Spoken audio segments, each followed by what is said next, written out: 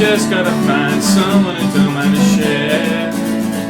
I've been here for too long, I just gotta find me some air. On the morrow I may be alone again it seems, but right here and now with you in my arms it's so fine. I've been here for too long, just give me some peace of mind. So where can we go? You sing so perfectly. Where can we go?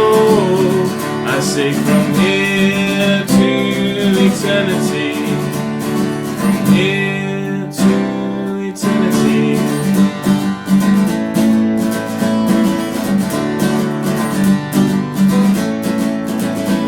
Every moment that we live, never ours to give.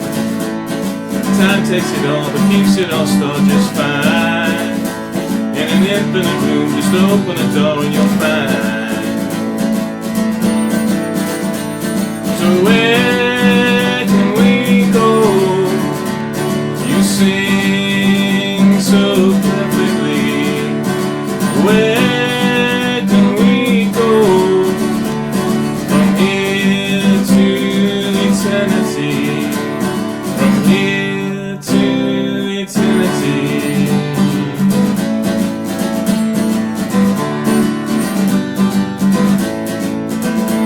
Any sorrow you can spare, give it to me, I won't care. But right here and now with you in my arms it's so fine. In an infinite room, just open a door and you'll find. So where can we go? You sing so perfectly. Where can we go? From here to eternity. From here to eternity. From here to eternity. From here to eternity.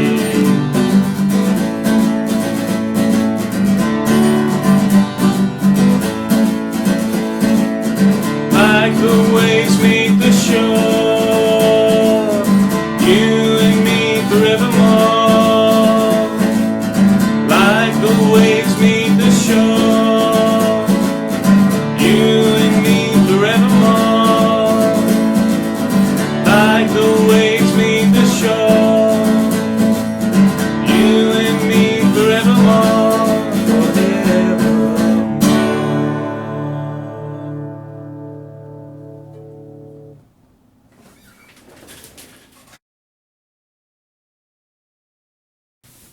Hello, welcome to Guitar Trek. I am Richard J. Dowling, and every week I upload an original song, and recently I've had the pleasure of celebrating 1 year of the Song of the Week challenge. So that was 52 songs. So I wanted to thank everybody for your support, for listening, for commenting, for sharing. It really means a lot.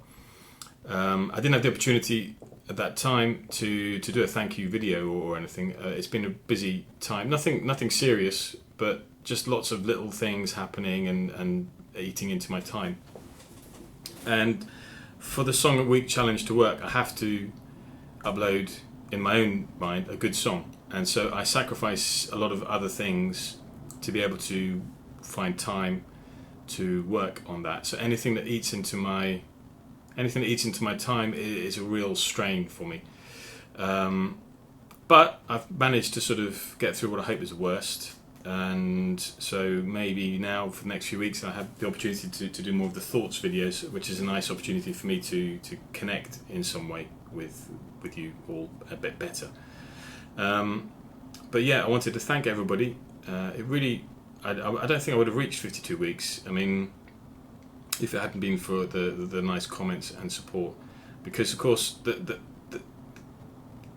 most terrible thing that can happen to a song is that nobody notices it and it goes unnoticed and unsung, unlistened to.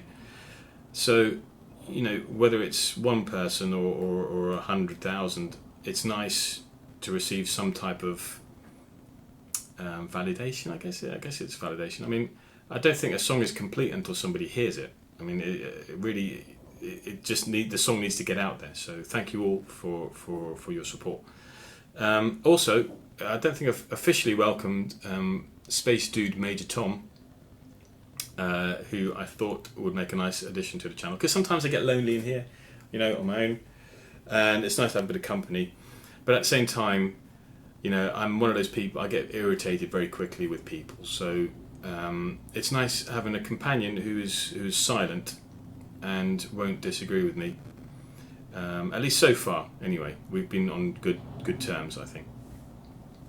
And to talk about the song, this week's song was From Here to Eternity, and I every now and again I just sort of get this urge to do a particular type of song, and it never ends up being the type of song I want to do, but this is the route to, you know, the songwriting takes you. So I came across Christy Moore on YouTube. I was just scanning through.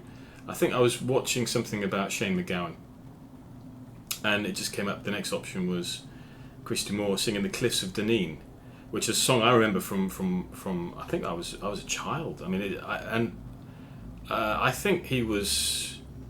I always thought it was a traditional song, but it seems that he wrote it, and I got very jealous. I was thinking, wow, he wrote that. That's a really good melody. So initially I thought, right, I'm going to write an Irish type melody or something.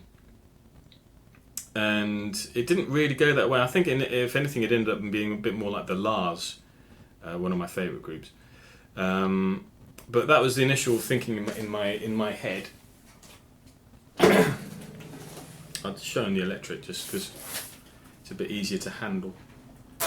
So it was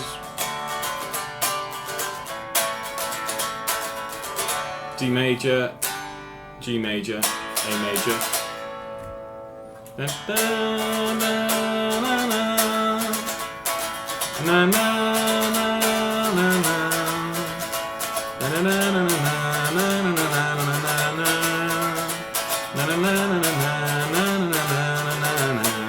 I mean, that all came really quickly. The melody just came. I was just strumming on those three chords, and the melody, and it's like an A section to the verse and a B section.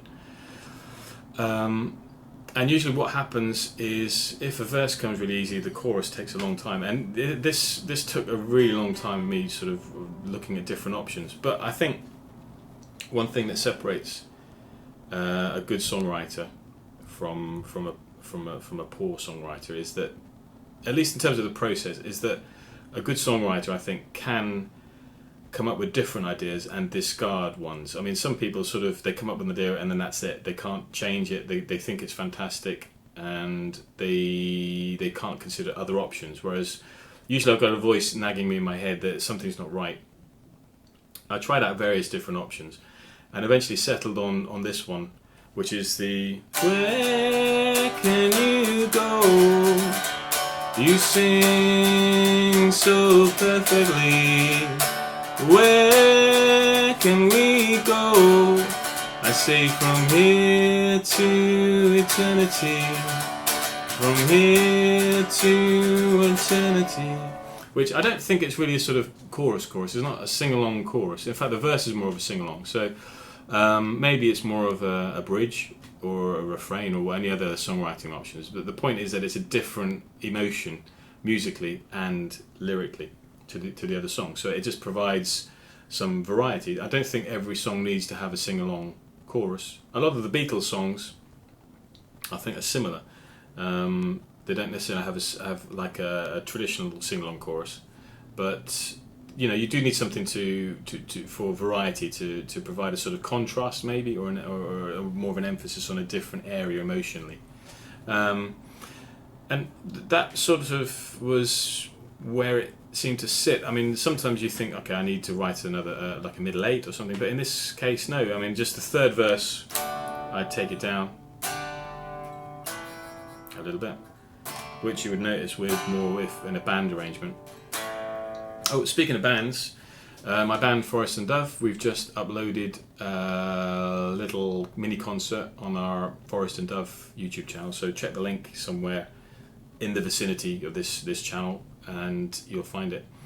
It was just recorded in our rehearsal room with just with the camera, and I've got this Zoom microphone which works quite well, which I use for these videos in the Guitar Trek channel. And I hope you like it. Let me know what you think.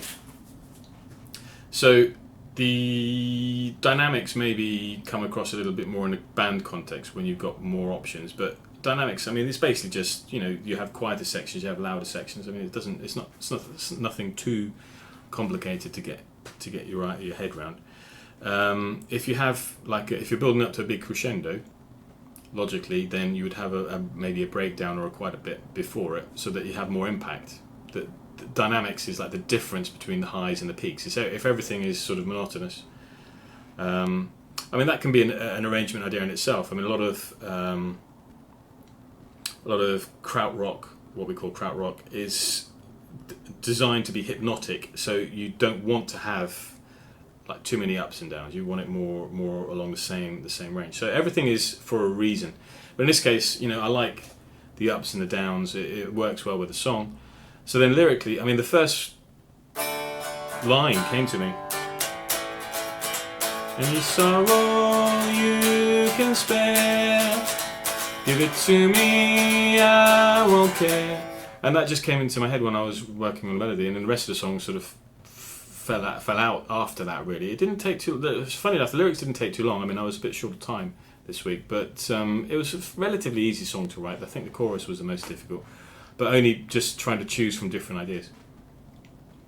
And the idea of the song is just this idea, I guess, I mean, I've never actually seen the film From Here to Eternity, but I always thought that's a great title, so I thought one day I would like to have that as a song title. And it seemed to come up here, where there's just this contrast between the life that we lead, which is temporal and finite, and I mean, going into metaphysics, I mean, if you consider it as the afterlife, or in some way, I mean, I'll go through some strange thoughts, but in some way, our universe exists within the mind of a god or of a creator. So in a way, there's an element to your existence that's temporary, but there's also an element already that's permanent, and it always exists. So you're always there as a memory, in a way, in the mind of God.